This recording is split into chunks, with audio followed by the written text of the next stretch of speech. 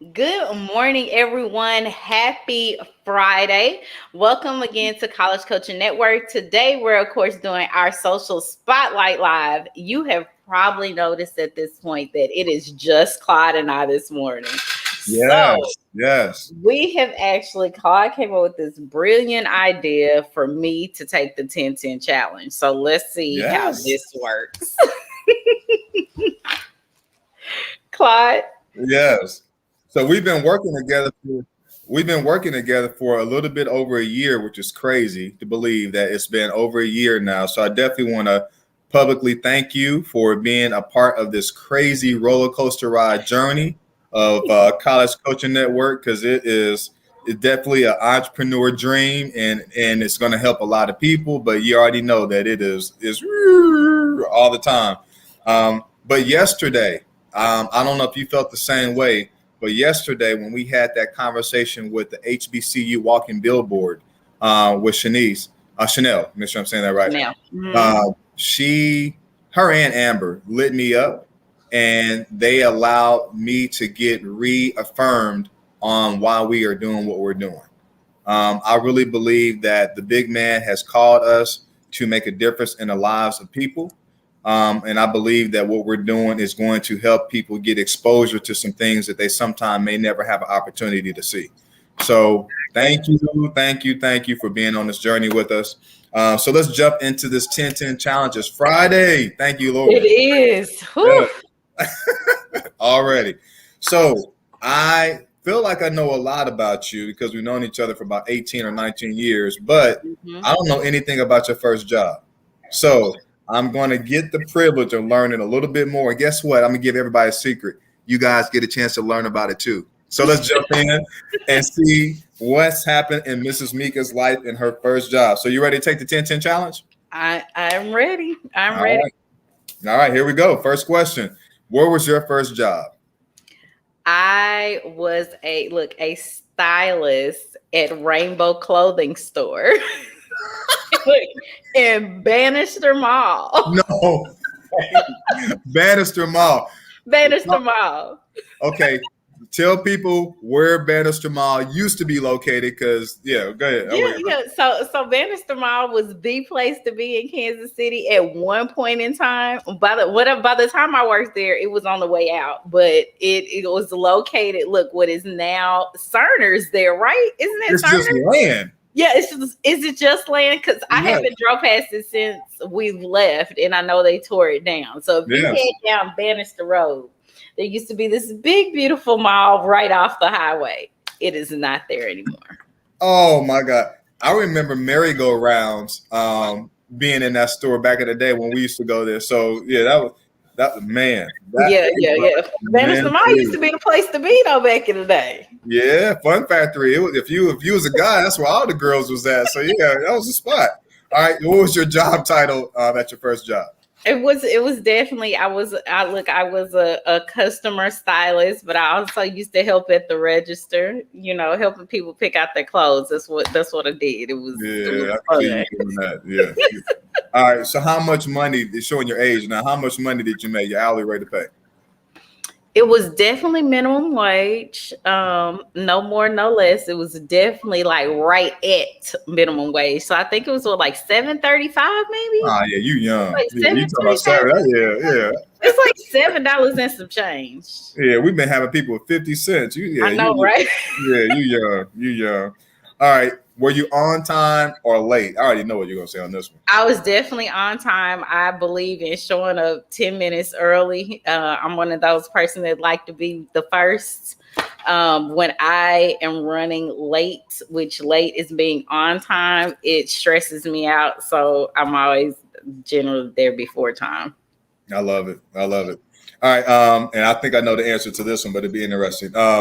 Appearance. Did you prepare your clothes the night before, or did you wait until the morning to get your clothes ready? Look, I would have to say I had a combo factor. It depends on what was going on. Because sometimes you could pick your clothes out the day before, but then the next day they ain't looking the way you thought it did in your head. So you wind up, tearing everything out and just clothes everywhere. You got to clean up when you get home. Oh, that is, and it's crazy too because I don't know. At night you feeling like, man, I can make this work, and then in the morning you get up and you're like, man, that's kind of tight, or something Right. ain't. This ain't it. Or that didn't match up right. What was Yeah. I thinking? Yeah. Oh, that's Yeah. funny. All right, Yeah. biggest life lesson from your first job. That's a good one. So I still remember, and I can't remember her name. I had my manager that was there. She was younger, and she was an African American woman, and she she was very passionate about being in leadership. And so she really used to talk to me about learning all that you could within the company, no matter where you are, so that you can position yourself to grow. So, one of my biggest life lessons, even being, look, at a clothing store in a mall, was to always position myself to where I'm in a place of learning and growing, not necessarily to be seen or recognition, but positioning myself so that I can further who I am as a person, professionally and personally. So, and it's funny, I didn't think about that till you asked me that question, but yeah.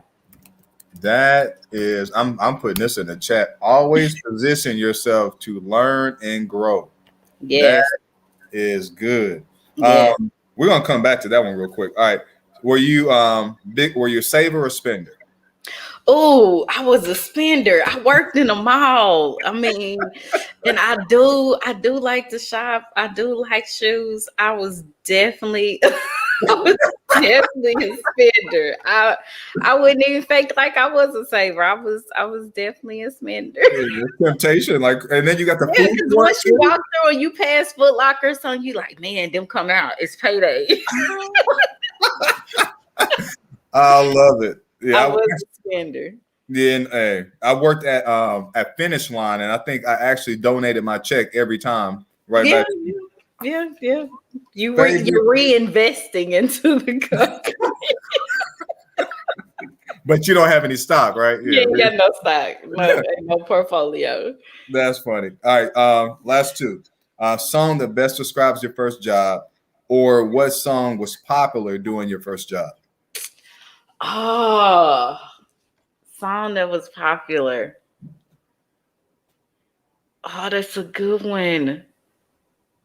It had to be something with like Juvenile or No Limit, like make them say or something like that was that air. The first song that came to mind when I think back to it though was Rick Ross Every Day I'm Hustling. Oh, Because it was it fit, but it was definitely something from No Limit or Cash Money back then. That oh was no, now wow, you went. I was it, in college during these times. That show you how old I am. Man. I was like yes. on the way out of college when these songs was coming out. Yes, Cash Money and No Limit they was popping back then. Man, when you Uh, roll out with the tank in the gym, it's a whole nother vibe. yeah, mystical, see Yes, murder, all of man. Yeah, you yes, you are yes. extremely young. And I'm Yeah. from Louisiana, so Ah, man. All right, most embarrassing moment you ever had on any job, first job or any job. oh my God, most embarrassing moment. Oh, so I'll go to this one. So I had while I was at Rainbow, I actually um I was pregnant with my first daughter and I had weird cravings. So there was the food court was upstairs. So I used to go up there every day. And one of the guys finally decided to bust me out. He was like, "What is wrong with what you're eating? That is disgusting."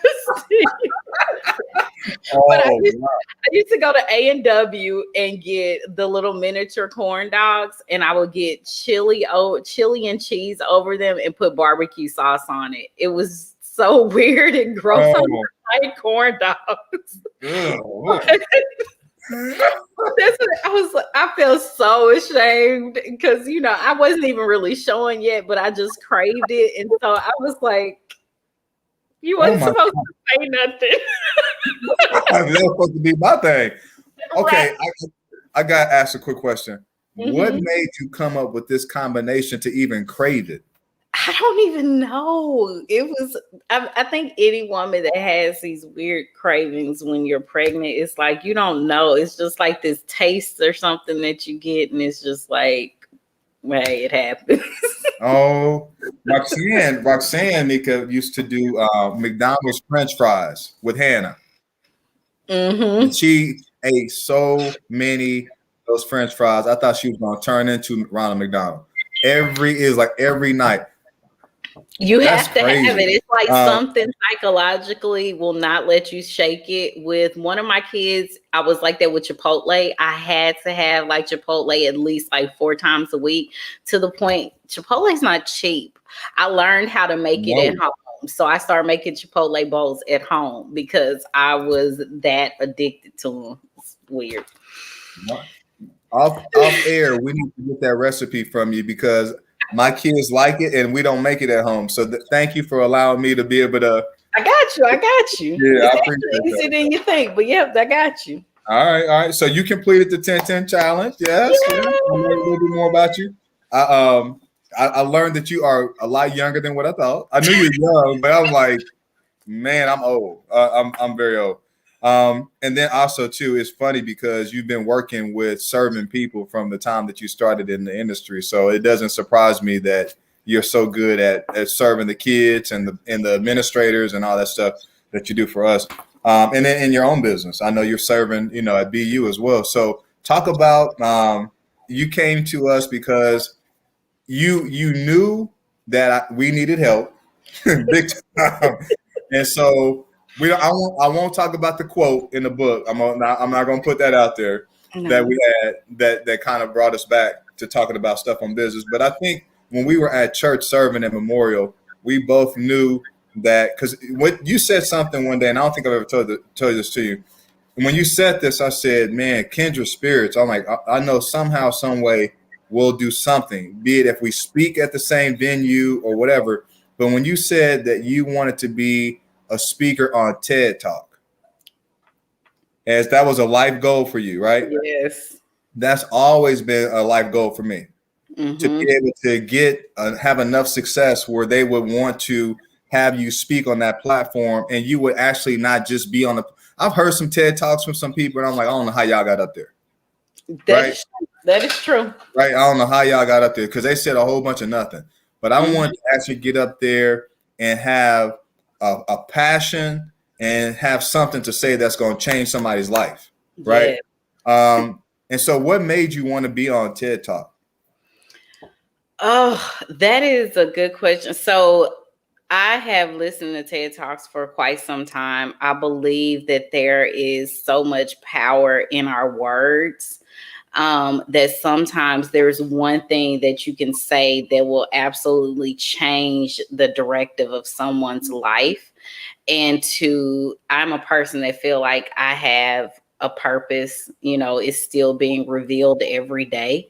But I believe that there's power in using your words to change people's lives, because some people, um, they just don't know. And of course, being a believer, I believe that there's a direct connection of something that he has for me to say that can help people. And with TED Talks, it is a platform that is about education and uplifting. So that's what kind of made me want to. I have that on my bucket list. I will deliver a TED Talk one day. So time is still ticking. I'm waiting for the opportunity. It's coming. It's coming. Yeah. You got something to say. Things that you share with me behind closed doors, or it's funny. And I said that sometimes the things that you do reminds me of what my mom does. It's sometime what you don't say that says more than what you do say, um, which is funny. And I know your husband understands what I'm saying a whole lot on that because he knows you on a whole. But and then the other thing too is you operate with so much wisdom. So can you tell people in your definition what's the difference between knowledge and wisdom? I would love to hear your interpretation of that. That is actually, that's a good one, because I'm actually going to, I made a post today. For me, I grew up, I've always been, look, what they call an old soul. I grew up with my great grandparents being such influencers of my life.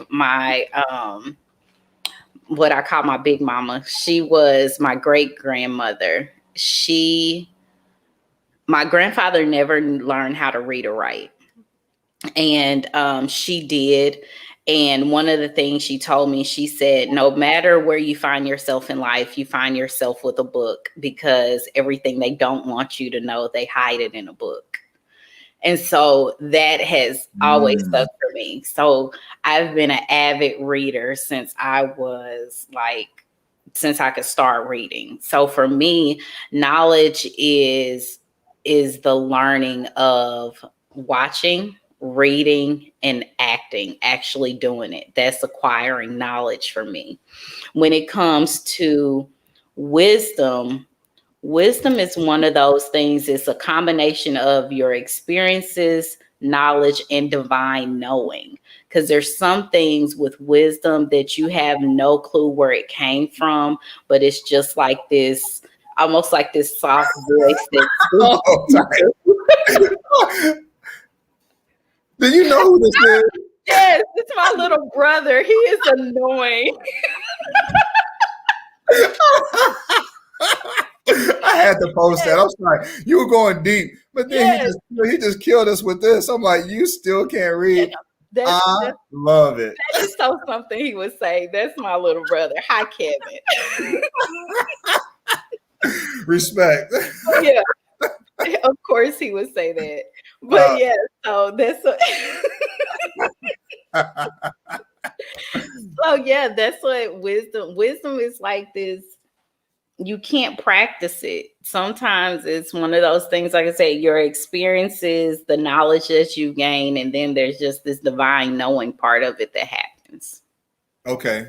So let's go down one last thing, and then I'm done being trying Hmm. to act like I'm Dr. Phil here. So when you say a divine knowing, Hmm. okay, from a person who's a believer, we know what lane we can go through. But Yes. for a person that may not be in that lane, right? Hmm. It's also known as intuition, Yes. or it's like a feeling, right? Hmm. Just like when you see a person that sings and they can make the hairs on your, the stand up, like you just feel like there's a force, right, that's Yeah. coming. So Hmm. you do a lot of life coaching, and I want you to tell us about, because you said you help visionaries. So talk to us about how you help visionaries and how your wisdom, as far as your intuition or divine knowing, helps you to align with visionaries. It's crazy because I actually have a new client that pointed that out. And I didn't realize, because over the span of my coaching, I've pretty much all of my clientele have been entrepreneurs whose ideas have ideas. And I'm able to help them, what I call a brain dump, get it all out, because you can't. It's just like when you're that junk drawer that everyone has in their kitchen, and it's hard to find anything, but when you dump it out and you organize, these are the ketchup packs, these are the hot sauce from Popeyes. And Yeah. once you kind of put all of it in a pack, you can look at it and be like, oh, that's what I was looking for. So as a visionary, generally you have so many ideas of what you want to do. So what I do is come in and help you dump out that junk drawer, look and see what all you got to work with, categorize that, and then come up with a game plan on how to get to ultimately creating this beautiful dish that you was looking for this ingredient for. So that's really what I do. And that, like you said, that wisdom comes in, because some stuff I'll be like, how did I know that? I'm like, I don't even know. I ain't read that. I ain't looked that up. Google didn't have that answer. And it just happens. And I even think, like, with working with College Coaching Network, that's essentially, what I do here as well. And I love it. And I love working with youth, particularly teens. Um, because I know how it feels to have all these moving pieces of yourself and look for a mentor that can speak to the depth of you to help bring it out. So that's why I absolutely love the mission and vision of College Coaching Network, because everybody has a purpose. You just got to kind of help each other guide ourselves along that path to bring that purpose into fruition.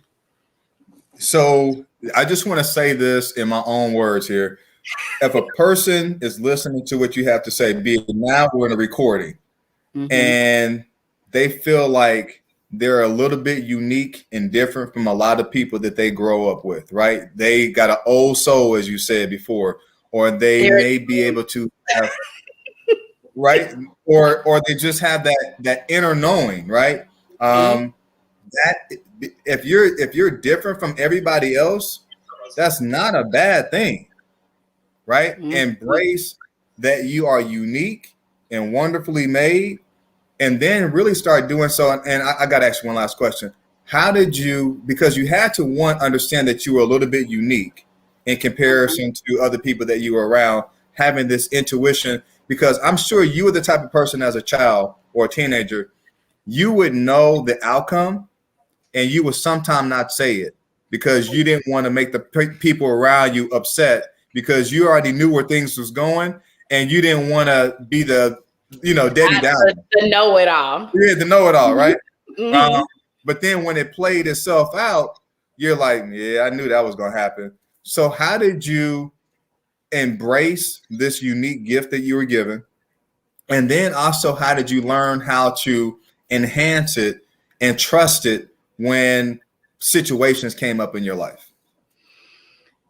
I've had some amazing mentors in my life. I went through that phase where, like you said, and it's funny because we've never talked about that, where I kind of would just observe and hide and wouldn't say anything. But usually it'll eat you up, because it's like, man, I could have helped and I didn't, especially when you're naturally a helper. Like anything that I do is always with that thought in mind of being called to serve. But I had a awesome mentor in her name is Vicky Miner when I was at Time Warner, and she saw in me the things that I saw in myself, but I didn't cultivate or know how to position myself to fully embrace me. And so she mentored me, and I did a lot of reading and research. And that's how even my company called, Be You, is essentially from that, because you can go and get a replica of anything. Like if I go and get what you would pay for a high-end product isn't the same thing that you would pay for a knockoff, right? Yeah. So why would you want to be a knockoff this person when you can be an authentic you? Yes. All of us have our own story, our own journey, and there's somebody out there that's waiting for you to just be you so that they can be them. Because if I'm trying to pretend like I'm somebody else, I'm blocking someone else from walking into their purpose. So it's like, I am who I am. I learned to embrace that. I joke and say I'm an acquired taste. I'm not for everybody, and that's okay. But it is so freeing when you can fully be who you are and not be focused on what everyone else is thinking. Because what people are really thinking that they're not telling you is like, man, I wish I could be that free. Yes. I wish I could be that free. So it's like, why not? This is who I am. So yeah. Oh man, I want to end it, but like there's like questions like popping up like crazy. It's Friday. It's Friday. Let me ask you one last one. All right. What habits do you have that help you to strengthen being you? Because you have the world that's coming at you and they want to put you in a box, but you're saying that, hey, break out the box and just be your authentic self. But you got to have something that's helping you be strong enough to say, I am who I am and I love who I am and I don't care what y'all got to say? What do you do to strengthen that? Oh, that's a good one. So I have these things I do every morning that I call my morning me, which is like my morning three. I always pray, meditate, and read and journal. Like I read and journal together, like those, because prayer, of course, I am a believer, so that's always a cornerstone of just who I am as a person, always will be. And then meditation isn't necessarily what everyone, oh, this what you think. Sometimes it's just getting yourself in a quiet place and allowing your thoughts to be free so that you can get your mind in a place that it's not jumbled, so that you can start thinking of fresh ways that you want your day to go, or what you want to accomplish. And then there's the reading and journaling. Like I said, I've always been an avid reader. And so people put things in books generally because they have tested the waters and it works. So there's there's no reason to recreate something that has already been created. Take it and make it yours. So that is one of the reasons why I read every day, because it's like, okay, what was their experience? What does this look like for me? How can I apply this? And then journaling, I just, get your thoughts out there. I believe, write the vision, make it plain. So that's part of what journaling is for me. I get to write out my vision and put it out there and work through it throughout the day. That was a tweetable quote. People put things in books because they have tested the water and they found what works. Yeah. That's a mic drop right there. I don't think I got any more than I mean, 'cause if you think about, for example, I love Mel Robbins and the 5 second rule. She's Yes. recreated the book, three times at this point. It's a New York Times bestseller. And essentially, I can give you the synopsis of the book in a quick second. It's take 5 seconds, count down, and then go for it, right? It's really the essence of the book. She's tried it. There's been success stories where people have not committed suicide because they heard about the 5 second rule and they used it. When you think about even Tom Corley that we met, he did all this extensive research to learn about what are the habits of wealthy people. Why do I need to go and do the research anymore? Guess what? I keep his book here. Look, I'm gonna grab. Look, shout out to Tom. Look, Yeah. this book is this big. I'm just Yeah. gonna go there and I'm gonna look. What have they done? They're multimillionaires. I can't recreate that wheel. I'm gonna just follow what they did. So there's so much that you can, and I love YouTube and all these things, and I look at information there, but it's something about getting a physical book and like bending it and reading it and highlighting it and just Yeah, I making you enjoy know it. I'm old school in that one. I love it. I want to just conclude this with this, and I'm sure I'll give it to you so you can definitely do your thing. But you are a very unique person. Um, who you are as a person is not just in business. It's not just in church. You are consistently the same person across the board. And that's what is refreshing to work with you, because when you're in corporate America and you're around people that put on these facades and these masks and all that stuff, I did not want to leave that environment and go in an environment that was the same one. I want to be in an environment where people could just be themselves. And so it's cool. And so as we continually build out College Coaching Network and build out the culture, that is the essence of what we want to consistently have in people that we add to the team. So thank you for allowing me to see what's possible in the culture, right, that we want to create.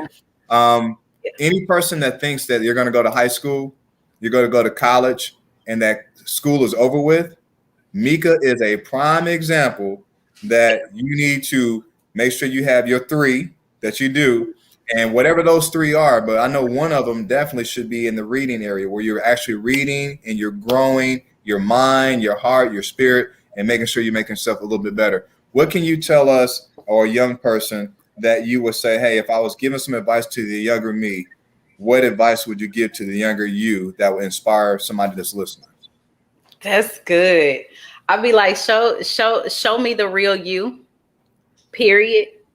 Because then it's up to that person to decide if they are supposed to be a part of your life or not. Otherwise, you will waste a lot of time. Look, going old school, faking the funk, being someone you aren't. And so you have people in your life that shouldn't be there. And you find yourself all stressed out for what? If I'm being my authentic self, I believe that those that are supposed to authentically be a part of my life and the places that I'm supposed to be, it's going to happen. Otherwise, if I'm faking it until I That's make it, good. I put myself in places I ain't supposed to be anyway, and I make myself miserable. Life is too short for that. You either like it or you don't. That's what it boils down to. So always like be yourself 100%. And then at that point, it's the other party's decision if they want to be a part of your life or not. But don't force yourself in a room you're not supposed to be in. Because you just, you mess up yourself and the other people too. So Words of wisdom. I don't have a microphone, but I'm a nerd. I got a pen. That's a pin drop. We out. Have a great Friday. Y'all happy take care. Friday, everyone. Bye bye now.